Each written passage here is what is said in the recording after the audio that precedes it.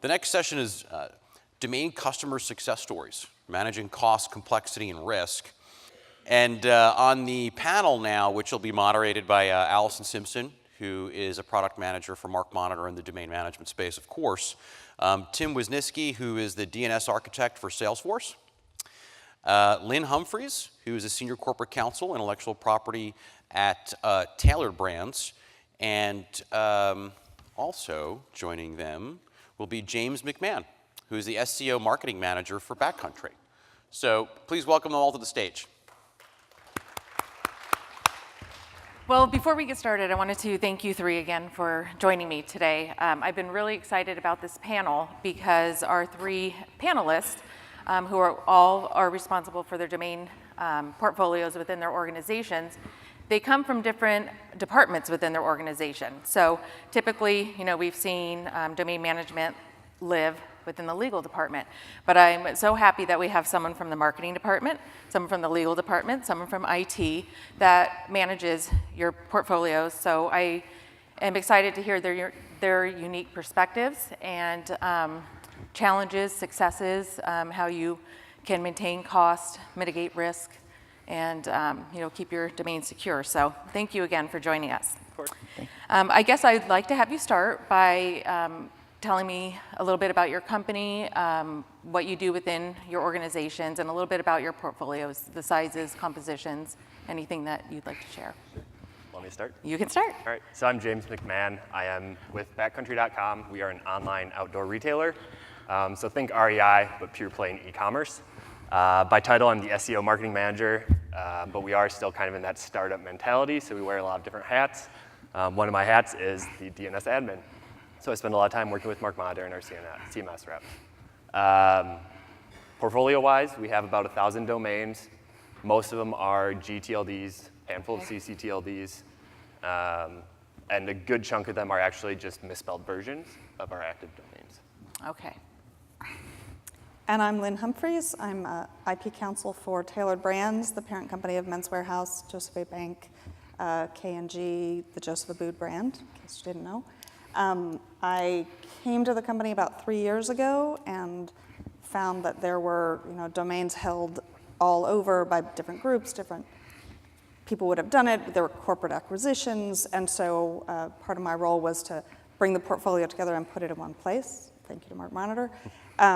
And I would say we have about 800 domains. Most of those are defensive as well, but some that were from campaigns long past, and I'm going to take advantage of that, one of those tools I learned about earlier today. Okay.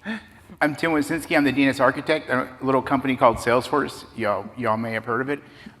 We're actually in engineering, not even in IT.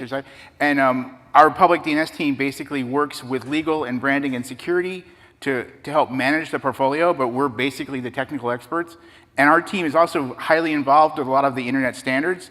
I go to ICANN, and I'm one of the technical experts that talks about the root domain and stuff like that. So I'll be in Barcelona, and I sort of co-chair one of the DNS committees in the IETF that basically works on internet standards around DNS. So we're highly technical, but we, even though I am the domain manager, we basically work in lockstep with legal and brand.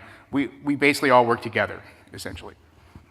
Yeah, and I believe Lynn and James, when we talked previously, that you also said that you work very closely with other stakeholders within your organization, that even though you are ultimately responsible for the portfolios, it's really a joint effort across all departments. Yep, our legal team does a lot with kind of like the acquisitions and selling, kind of like drive the decisions, and then I'll go with MarkMonitor and kind of implement and get that taken care of. Okay. Nice. Can any of you share any internal processes you have for requesting a registration or a transfer if someone is going to be, a product owner is going to be launching a new brand?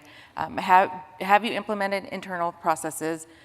Have you created any kind of internal systems for that? We've worked on some. We've had the same problem Lynn has in terms of we have so many marketing and sales teams that have gone off and done things on their own. And one thing that legal has been trying to do is actually we've been working with them to build that internal process across the company. Salesforce, the other thing we struggle with is we have lots of acquisitions. We're buying companies at a furious pace. And so actually integrating all those acquisitions, not just into Salesforce, but into some of our processes without being heavy-handed. I've worked at small companies that have been bought by big companies, so I know what it's like when the big company comes down and just sort of puts their foot down. So we have this sort of very light touch as well. And we have a lot of app developers. And I remember our legal person who actually spoke last year talked about our app developers who violate, our sort of trademark issues. We don't want to be mean to them, but we want to, how do we sort of encourage them nicely to sort of work on some of that. So yeah, we've actually are trying to build that sort of process, and we struggle with that on a regular basis. So. Great. And you've also implemented the API, though, with MarkMonitor. Yes, we do a lot of work with the API as well. Yeah, we've been very big, and we've been working with Justin's team on enhancements, as well as, because we have a lot of teams, we have several different security teams. I think there's 6 different security teams that actually want MarkMonitor data. So so giving them giving an API access into letting them just basically pull it. They just want read-only. We want to know if these domains exist in our portfolio or how they're basically registered. And sometimes it's a management process on our team to just manage all the security teams, which is kind of crazy to begin with. So, with so many TLDs available out there, how do you decide when you are launching a new brand what TLDs to register? I would say that, it's just got to be ones that might be relevant to us, so .shop or, a lot of those, if the extension doesn't make sense for our business, then it doesn't make sense to do it. And I haven't gone so far as to be defensive about, because there's only so much you could do. Okay, same with Yeah, we do that, and then we also utilize the MarkMonitor ranking of the domains. Okay. So when you look in that, I always forget the tool name. the TLD requirements? Yes. Or the registration advisor? Registration Advisor. that one, Yeah. sorry. Logging into that one and just plug in the domain and see Okay. kind of what the rank is to Okay. help guide the search. Great. I know you both said that you don't have big international portfolios. Does Salesforce We do do. a lot of international registrations? How do your strategies differ for new GTLDs versus where you're going to register globally? well, we have lots of subsidiaries. So a lot of ours is tracking how do we make sure we have all the subsidiaries in all the different countries. Yeah. And then, of course, some of our acquisitions are in countries that we actually aren't in country as well yet, and we're trying to. So South America is a big one right now. It's like, oh, we just bought a company that has a bunch of South America offices. That's fantastic. Now, how can we leverage that to help us get, better footprint in some of those? And we do a mix of making sure and part of my thing is I struggle with is getting all the right requirements for some of the CCTLDs, because some of them want certain types of documents in order to get it enlisted and things like that. And then working with our CSM has helped as well. But also going back to legal and saying, no, we actually need these documents to give to them in order to help us register some of these domains. That's been sort of I'm spending tomorrow working with legal on that. Okay. Good luck. Yes. Have new GTLDs impacted your strategies at all or your budgets? Budgets, no. Strategies, yes. Okay. We were a little slack in registering stuff, and we've seen way more phishing of stuff, people putting, registering Salesforce dot something, and then putting up some site that's, security sees a lot of like phishing types attempts or various security things. And so we become a little more aggressive as the TLDs are starting to come up, saying, no, we better get stuff in these, basically our trademarks in these TLDs just to be ahead of the game sort of thing. Okay. Yeah.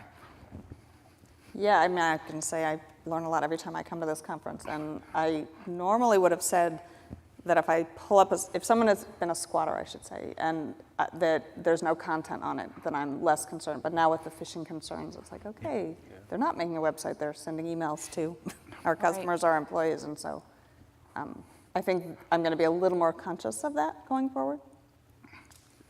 Okay. Let's switch gears a little bit, talk about portfolio optimization. First step in that is consolidation, knowing where all your domains are and pulling in those rogue registrations. Can you share any success stories with consolidating? Yeah, I can. So when we came on to you guys about a year and a half ago, I think 2 years now, before that, we kind of had our domains scattered all over. So just that process of transferring to MarkMonitor, forced us to do that audit and find out where all of our domains were. So we definitely had a lot of domains we didn't know we owned. Okay. So it was good to like figure out where those were and bring them all in-house. And then one of the big things we did as well, like I said, a large portion of our portfolio is misspelled domains, which then redirect to the live website. So once we figured out all the domains we owned, we went through and put tracking parameters on those forwards. So then we could see how much revenue is coming from each misspelled version of our active domains, which then allowed us to make wise decisions about which ones to renew, which one to lapse. And I will say too, when we first started looking at transferring to MarkMonitor, we were going to downsize our portfolio significantly. We were going to cut down to a couple hundred domains maybe. But we made the case, well, now that we have all these, we know where they are, let's track them. Let's see what they're doing for us. And definitely happy. It was a good decision that we did that. And it turned out we were making more money than we thought. Hey, helps fund your domain program. Yeah, absolutely. Helps justify it. I would say having it all in one place is key, and part of that is because I get the monthly renewal report, and that just gives a reason to get in front of the digital team and remind them we own these sort of on a regular basis, at least as they come up for renewal, and so people may not remember or they can make a decision, but getting one report consolidated monthly makes that easier than just trying to keep track of them on a one-off basis. Right, and multiple different registrars. I think the first time legal had a domain that was sitting in someone's private GoDaddy account expire because they left the company and they had to go buy it back from the person for several $1,000s. I think that was when legal said, why don't we have all these in one place? And we were like, we've been waiting for you to say this for a while, right? So that, I mean, that sort of thing, and trying to get all those. Also, we have a lot, we've had legal go through, security go through and actually go through all the corporate Amex expenses to find people that use the red, which has been sort of an interesting, pile of data to sort of plow through. And people are, people will say, well, we ran this for a campaign, but now we're not using it anymore, so we're going to let it expire. And legal says, no, no, no. Because what we've seen is we'll let something expire, somebody will pick it up and set up a phishing site on it, and security catches it. So security has come back to us and said, no, if you see something that you're using, even for like a 6-month marketing campaign, hold on to it for 2 years afterwards, redirect it, collect this tracking, do the tracking, and let it slowly basically drain the traffic off essentially, because otherwise somebody is going to sort of squat on it and do something, because that's what we expect now. Somebody's just going to grab that domain that expires and just squat on it and use it for some, other purpose. Right. That's a concern. Yeah. What other types of information do you use to optimize your portfolios? You talked about the tracking. Do you look at any other data to optimize it? Do you look at gaps in your portfolio? Do you look at where you have, brick and mortar stores and make sure that you are covered there? Do you look at where your trademarks are registered? Yep, we look at where our trademarks are, where we do have presence. We are semi-multinational, so we do look at where we are located geographically. But then from the marketing standpoint, it's just looking at ROI. So we spend $40 to renew a domain for 2 years. Is the gross margin greater than $40? Yep. Let's keep it. Okay. Pretty easy. Yeah, I would say we're similar, and we look to see where our licensees are, and we would rather get the Japanese domain than have them do it, just because it gets messy if you ever get divorced. So, I think those would be the things we do. We have primarily our main e-commerce sites, so that's what we focus on, and we aren't country specific unless we have a specific licensee there or someone who's doing business for us. So our threat intelligence team, one of the security, instead of just ROI, we look at possible revenue loss based on someone grabbing a site and doing something invalid with it. So we're trying to actually compute those numbers as well, because we figured that's just as bad as just on the opposite of ROI, right? It's like ROI is great, but it's like we're very worried about sort of maintaining the brand and what happens if there's bad actors out there. Right. So. Okay. We can switch gears again and talk about security. Can you talk about any of the security features that you have employed on your domains or your domain management accounts? We use the Super MVP, I think is what it's called. SMVD? Which is that is a registrar lock. The registry locks? Yeah, absolutely. Registrar and registry lock. And we just had a new Chief Information Security Officer join, and I think he was quite impressed that we had that, and I think gave me a little bit of, legitimized my role to say, oh, no, we got that covered. So, it made me look good to have that in place and then to be able to answer that question, so. Yep, all of our active e-commerce sites are super locked. Okay. Yeah. And then we have the protocol to do any changes to that. Okay. And I think you have to go through 2 people. Okay, that's Yep. Yep. perfect. Registry super lock on all the big domains. Yep. Absolutely. So. Do any of you do IP access restrictions? Oh, no, you do the API, which isn't necessarily a security feature, but a single sign-on is also out, available. We're working on single sign-on. Okay. And then once we do that, we were trying to do IP access restrictions, but because of the acquisitions coming in from various places, we haven't figured out how to sort of lock down the VPN. We're figuring we'll funnel everybody through the VPN and then go through the IP access restrictions, but I want to get the single sign-on working first and then go that way. Yep, but that's actually the right way to go for us. I actually just learned about the IP restriction Oh, today. did you? So Okay. probably look into that. Okay. That sounds like a great idea. Yeah, and for those I that- did too. I made a note of it. Yay, okay, that's great. So for those of you that didn't attend the session earlier in the domain breakout, we talked about some security features, one of them being IP access restrictions, where you can restrict access to your domain management account to a certain IP address or a range, so that only employees in your building can, only when they're in the building can they access their domain management account. If they go home and try to work, they can't. So it's pretty simple to do. Justin and I can help you with that. So just if you're interested, reach out to your CSM. We restrict our API through IP access as well. Okay, That's how you we do do. it. So because Okay.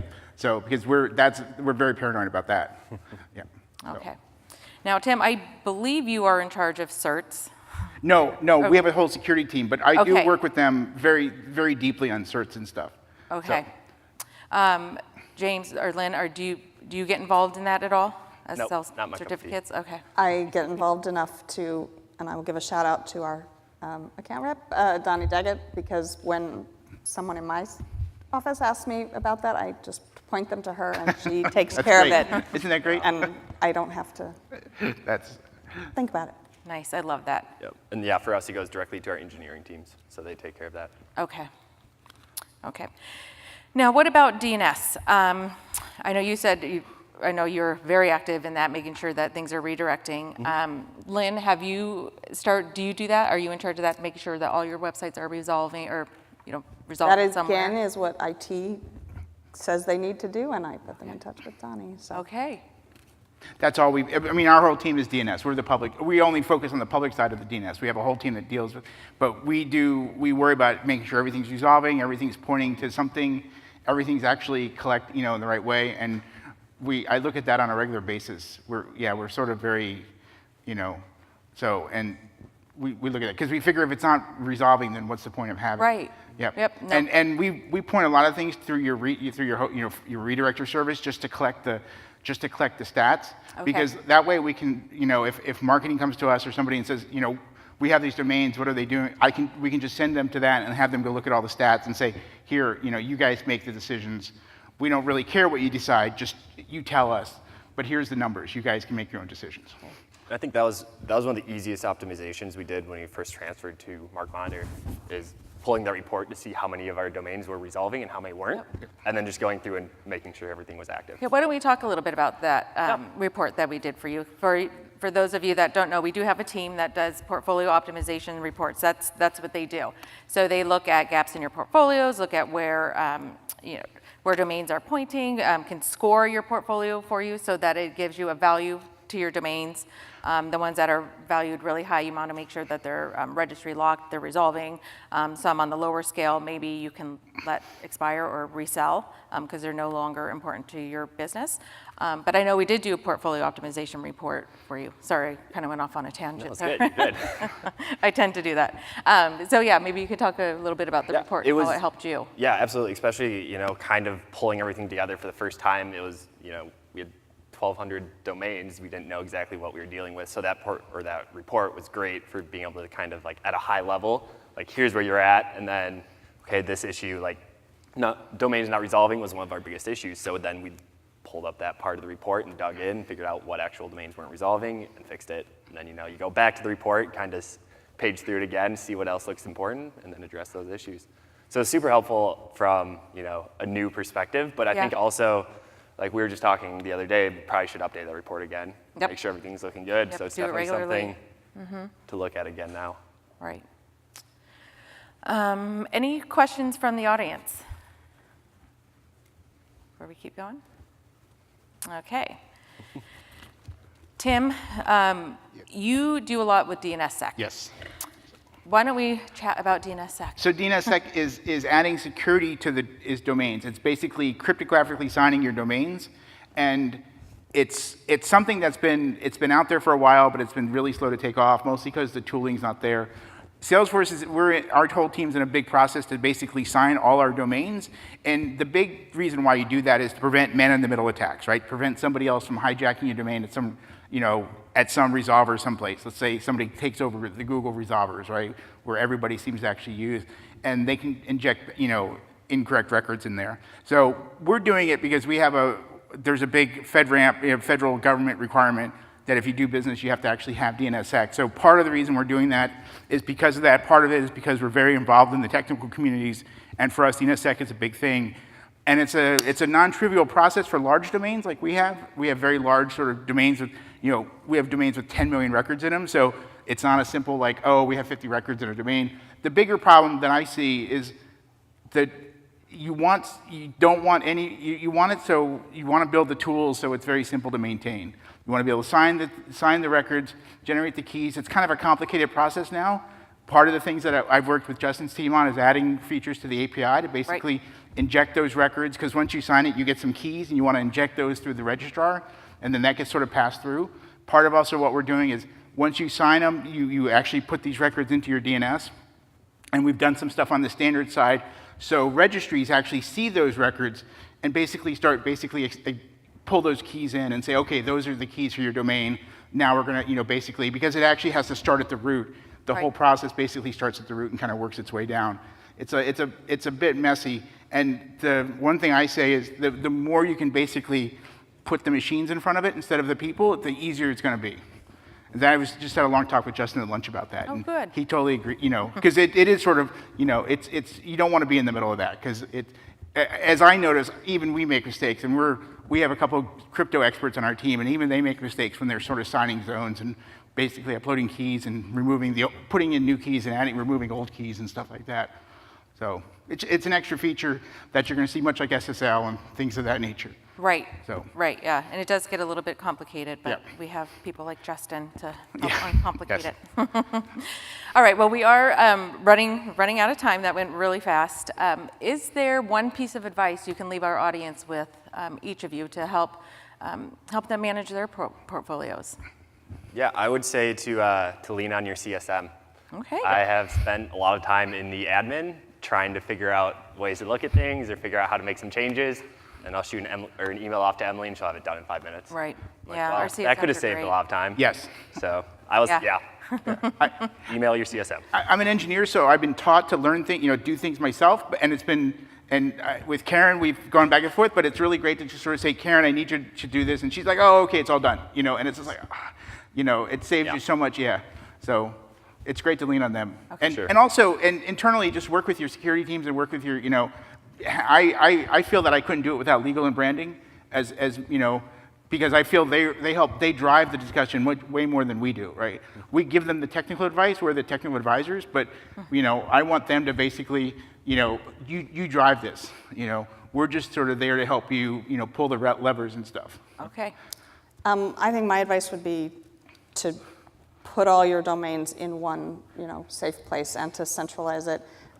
I'm a trademark lawyer. I'm sure there are trademark lawyers in the room. We, lose sleep at night because did we miss a deadline? Did our docket system not work or something? And, once having all those domains in a place where they are set to auto-renew, I can make a decision when I get that report beforehand, but I know it's going to auto-renew, and that is not what I'm going to lose sleep over. So to me, I think that just makes my job a whole lot easier and relieves some worry from that. That was great advice. Thank you all again for joining us Well, thank and you for sharing having your us. stories. Thank Yes, you. thank you.